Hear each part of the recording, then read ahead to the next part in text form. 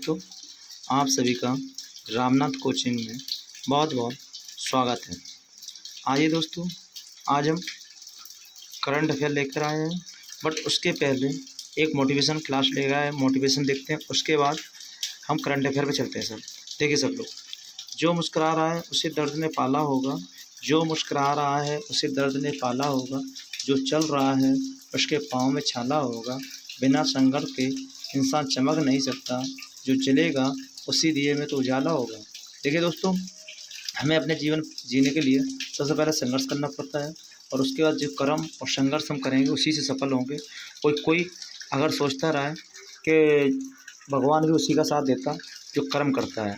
चलिए दोस्तों, अब हम चलते हैं अपने पहले प्रश्न पे। देखते हैं सभी लोग, आइए पहला प्रश्न देखते हैं। आइए दोस्तों, पहला प्रश्न देखते हैं। पहला प्रश्न कौन सा है? 8,462 अमृत सरोवर तालाबों का निर्माण कर मिशन अमृत सरोवर के क्रियान्वयन में उत्तर प्रदेश ने प्रथम स्थान प्राप्त किया। ये क्या योजना है? देखिए सर, देखिए दोस्तों, क्या योजना है कि इसमें क्या अमृत सरोवर, इसका मतलब है कि नए तालाबों का निर्माण करना। भारत सरकार ने नए तालाब हर राज्य में लागू कर दिए, नए तालाबों का निर्माण करा रहा हर राज्य। तो इसमें सबसे फर्स्ट नंबर पे आया उत्तर प्रदेश। उत्तर प्रदेश में कौन सी जगह है जहाँ सबसे ज़्यादा तालाब, नए तालाब बनाए गए? देखिए, यूपी में लखीमपुर खीरी ने सर्वाधिक अमृत सरोवर बनाए या तालाब बनाए। कितने बनाए? 256 सबसे ज़्यादा यूपी बनाए। तो यूपी ने जब सबसे ज़्यादा बनाया तो यूपी सबसे नंबर 1 हो गया। तो प्रथम नंबर पर कौन हो गया? यूपी। अब इसके बाद दूसरे नंबर पर किसने बनाए? दूसरे नंबर पे आया अपना मध्य प्रदेश। अब मध्य प्रदेश की राजधानी कहाँ है? भोपाल। दूसरे नंबर पर आया मध्य प्रदेश। अब देखिए, दूसरे नंबर पर मध्य प्रदेश हो गया। तो दोस्तों चलिए, अब तीसरे नंबर पर देखते हैं, तीसरे नंबर पर कौन रहा है? तीसरे नंबर पर रहा जम्मू कश्मीर। जम्मू कश्मीर तीसरे नंबर। और जम्मू कश्मीर की जो राजधानी है कहाँ पे है? श्रीनगर। श्रीनगर कहाँ राजधानी है जम्मू कश्मीर? श्रीनगर। ये तीसरे नंबर पर रहा। अब चौथे नंबर पर कौन रहा है? चौथे नंबर पर रहा राजस्थान। चौथे नंबर पे जो तालाबों की संख्या है वो ऐसे सीरीज में लगाई गई, जो चौथे नंबर पे राजस्थान रहा। अब जो राजस्थान है, राजस्थान की राजधानी कहाँ है? जयपुर। उसके बाद पाँचवें नंबर पर कौन रहा? तमिलनाडु। तमिलनाडु की राजधानी का चेन्नई। पाँचवें नंबर पर कौन रहा? तमिलनाडु। अब आइए दूसरा देखते हैं, कुछ इसके सटीक जानकारी और लेते हैं। देखिए, ये मिशन क्यों चलाया, कब से लागू हुआ, ये सब चीज़ देखते हैं। देखिए, मिशन अमृत सरोवर के बारे में स्टैटिक जीके प्रारंभ हुआ 24 अप्रैल 2022 से। अब इसका मेन उद्देश्य क्या है, क्यों चलाया गया, क्या है इसके लाभ, ये चीज़ देखते हैं। देखिए, इसमें क्या है? सबसे पहला उद्देश्य नए जल निकायों का निर्माण। और दूसरा क्या, तालाब जो बनाए जाते हैं कोई गांव में या कहीं पे भी बनाए जाते हैं, तो उसमें क्या होता है कि तालाब में जो पानी का भराव होता है, बिल्कुल, तो उसको क्या किया जाता है कि एक जगह स्थान पे बनाए जाते हैं। अच्छा देखिए दोस्तों, अब दूसरा अंग चलते हैं। इसमें क्या है? पुराने जल निकाय के कायाकल्प के मध्य से जल संरक्षण होता है। उत्तर प्रदेश, अब उत्तर प्रदेश की थोड़ी हम जानकारी लेते हैं। उत्तर प्रदेश में क्या, कौन से CM है, कौन से राज्यपाल हैं, कहाँ राजधानी, अब इसके बारे में थोड़ी जानकारी लेते हैं। देखिए, उत्तर प्रदेश से संबंधित करंट अफेयर। भारत की पहली नाइट सफारी कहाँ है? लखनऊ में। और उत्तर प्रदेश की राजधानी कहाँ है? लखनऊ। लखनऊ कैसा है सिटी? जो उत्तर प्रदेश में जितने कार्यकारी कार्यक्रम होते हैं सब कुछ और लखनऊ में होते हैं। अपने जो CM भी बैठते हैं लखनऊ में बैठते हैं, मुख्यालय भी रहता है लखनऊ में बैठते हैं, हर चीज़ लखनऊ होता है। दूसरा आगे चलते हैं, भारत का पहला शिक्षा टाउन बिल्डर। और उसके बाद अब आते हैं और आगे आते हैं, देखते हैं आगे क्या है सर। सभी लोग देखिए दोस्तों, आगे क्या? बाल यौन शोषण का मामला सूचकांक भारत में यूपी प्रथम नंबर क्या है? अब इसका मतलब क्या होता है? इसका होता है बाल यौन शोषण, मतलब सबसे नंबर 1 पे बाल शोषण जो होता है सबसे ज़्यादा यूपी में हुए हैं। जो आंकड़ा निकाला जाता है हर ईयर निकाला जाता है, लास्ट में ईयर के लास्ट में निकाला जाता है। उसके बाद जब देखा जा रहा तो सबसे ज़्यादा मामले कहाँ पे मिले, कौन से राज्य में? यूपी में। यूपी नंबर 1 पे रहा, क्योंकि अब जनसंख्या भी उत्तर प्रदेश में सबसे ज़्यादा है, तो जनसंख्या भी उत्तर प्रदेश सबसे ज़्यादा, तो बेरोजगारी भी सबसे ज़्यादा उत्तर प्रदेश में, तो ये सब उत्तरी प्रदेश में ज़्यादा हो रहा है। अब इस चीज़ में उत्तर प्रदेश नंबर 1 पर। और आगे देखते हैं दोस्तों, देखिए राज्यपाल कौन है? आनंदीबेन पाटिल, उत्तर प्रदेश की। राजधानी कहाँ है? लखनऊ। देखो राजधानी लखनऊ है, वहीं कार्यकारी शाखा भी है, मतलब जो कार्यक्रम होते हैं सब कुछ वहीं होता है। और जनसंख्या कितनी है उत्तर प्रदेश की? 20 करोड़ 42 लाख उत्तर प्रदेश की जनसंख्या। 2012 का आंकड़ा है, अभी तो जनसंख्या बढ़ गई होगी। अब जो नया आंकड़ा आएगा उसके जारी हम आपको अपडेट देंगे उसके बाद। अब उत्तर प्रदेश के मुख्यमंत्री कौन है? योगी आदित्यनाथ। अब दोस्तों चलिए आगे देखते हैं। उत्तर प्रदेश की भाषाएं क्या क्या हैं? जो राजकीय भाषा है उत्तर प्रदेश की हिंदी है, राजकीय भाषा भी हिंदी है और राष्ट्रीय भाषा भी हिंदी है। राष्ट्रीय भाषा क्या होती है? नेशनल भाषा, जो अपने भारत की नेशनल भाषा है वो भी हिंदी है और उत्तर प्रदेश की राजकीय भाषा भी है। अब राजकीय पुष्प क्या है? आप लोगों को अगर मालूम हो तो बताइए, नहीं है तो मैं बताता हूँ। प्लस राजकीय पुष्प है। और राजकीय वृक्ष क्या है उत्तर प्रदेश में? अशोक। राजकीय पशु क्या है? हिरण। और राजकीय पक्षी कौन सा है उत्तर प्रदेश का? सारस। देखिए दोस्तों, और आंतरिक भाषा कौन सी है? उर्दू। मूल निवासी अवधी, बघेली, भोजपुरी, ब्रज, बुंदेली, कन्नौजी, कोरबी, ये भाषाएं उपयोग करते हैं। ये कहाँ की है? मतलब अलग अलग जिला रहता, उसी के आधार पर हर जिले की अलग अलग भाषाएं बोली जाती हैं। आइए दोस्तों आगे देखते हैं। अब हम आगे देखते हैं, आगे क्या है? उत्तर प्रदेश में राष्ट्रीय उद्यान, उत्तर प्रदेश के जो राष्ट्रीय उद्यान है उसको देखते हैं। चलिए दोस्तों आगे देखते हैं, आगे चलते हैं। पहला कौन सा राष्ट्रीय उद्यान? देखिए, चंद्रप्रभा वन्य जीव अभयारण्य। दूसरा है दुधवा राष्ट्रीय उद्यान। तीसरा है राष्ट्रीय चंबल अभयारण्य। गोविंद वल्लभ पंत सागर झील उत्तर प्रदेश में है।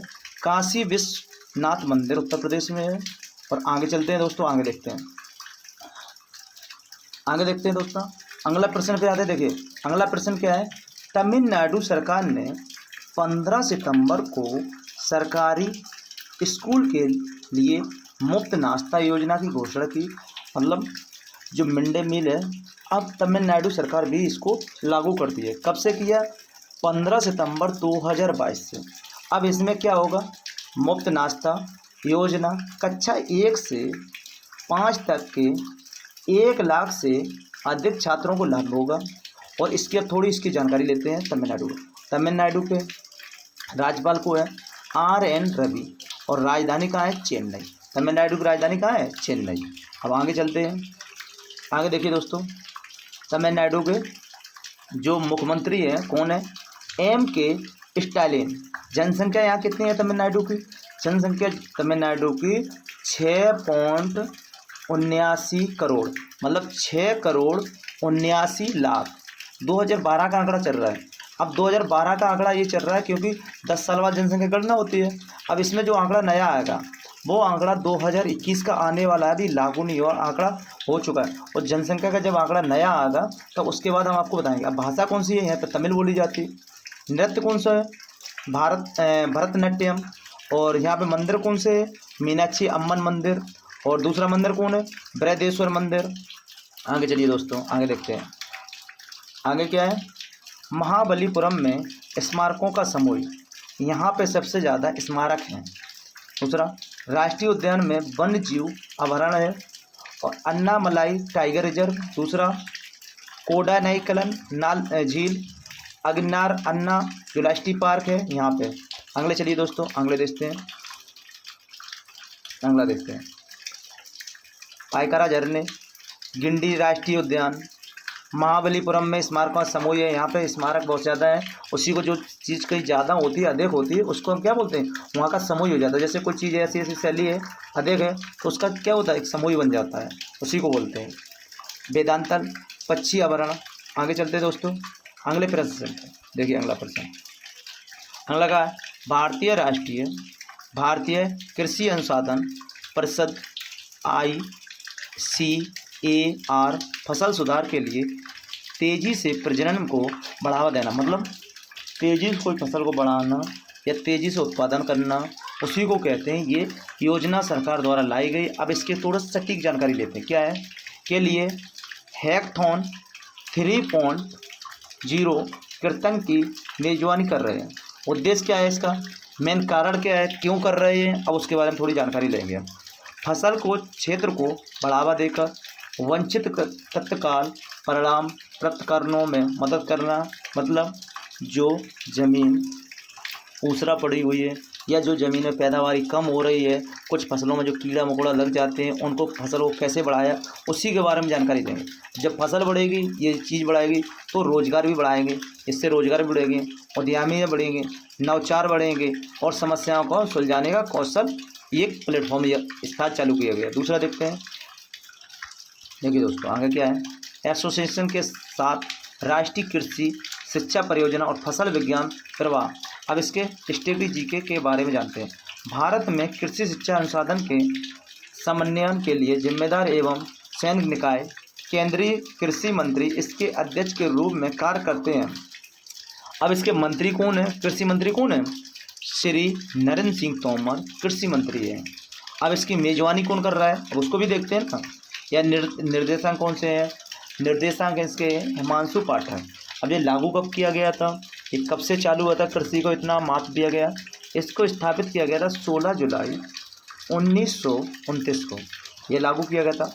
आदर्श वाक्य क्या है या श्लोक, कुछ चीज़ें हैं जिसको बढ़ाने के लिए क्या आदर्श वाक्य रखा गया, ये रखा गया, मानव स्पर्श के साथ कृषि खोज।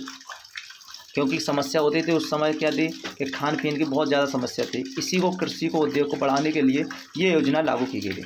चलिए दोस्तों आगे देखते हैं। पीएम ने नेशनल लॉजिस्टिक पॉलिसी लॉन्च की है। अब इसके उद्देश्य देखते हैं क्या है, इससे क्या क्या लाभ है। लागत को एक अंक में लाना, जो लागत लगेगी उसको एक अंक में लाना है। घरेलू और वैश्विक बाजारों में भारतीय वस्तुओं को प्रतिस्पर्धात्मक में सुधार करना है। त्वरित वितरण सुनिश्चित करने के लिए, परिवहन संबंधित चुनौतियों को अंत करने के लिए, निर्माता का समय और पैसा बचाना, मतलब जो चीज़ निर्माण में की जाती है उसमें ज़्यादा जो समय लगता था, वेस्ट होता था, उसको थोड़ा समय को कम लगाए और पैसा भी जो ज़्यादा खर्च होता था वो कम बनता। जैसे कि दोस्तों आप जानते होंगे कोई चीज़ कम बनाओगे तो उसमें कास्ट उतना ही होगा जितना कम बनाएंगे, और वही चीज़ ज़्यादा बनाएंगे तो उसमें कम खर्चा आएगा। तो वही चीज़ है, इसमें निर्माण में समय भी कम होगा और पैसा भी कम लगेगा। आगे चलते हैं दोस्तों, आगे देखिए, कृषि के उत्पादों की बर्बादी को रोकें। इसी तरह की योजना के माध्यम से प्रणालीगत बुनियादी ढांचे का विकास हुआ। सागरमाला योजना, भारतमाला योजना, ये योजना चलाई गई, सब कृषि की योजना है ये दोस्तों। देखिए, और क्रेडिट कार्ड फ्रेट कैरियर योजना ये भी है। कम लॉजिस्टिक लागत और बढ़ती हुई लॉजिस्टिक क्षमताओं को विभिन्न क्षेत्रों में अर्थव्यवस्था में कई तरह से बढ़ाएंगे, सक्रिय करें और हमें वैश्विक विनिर्माण शक्ति के रूप में उभरने के कई कदम आगे लाए गए। भारत देश 9 और 10 सितंबर 2023 को राष्ट्रीय अध्ययनों और शासनाध्यों को स्तर पर G20 नेताओं के शिखर सम्मेलन की मेजबानी करेंगे। कब करेंगे, आज से 1 साल बाद 2023 में करेंगे। 2023 में सटीक इसकी जानकारी लेते हैं। गठन कब हुआ था, 26 सितंबर 1999, 22 वर्ष पहले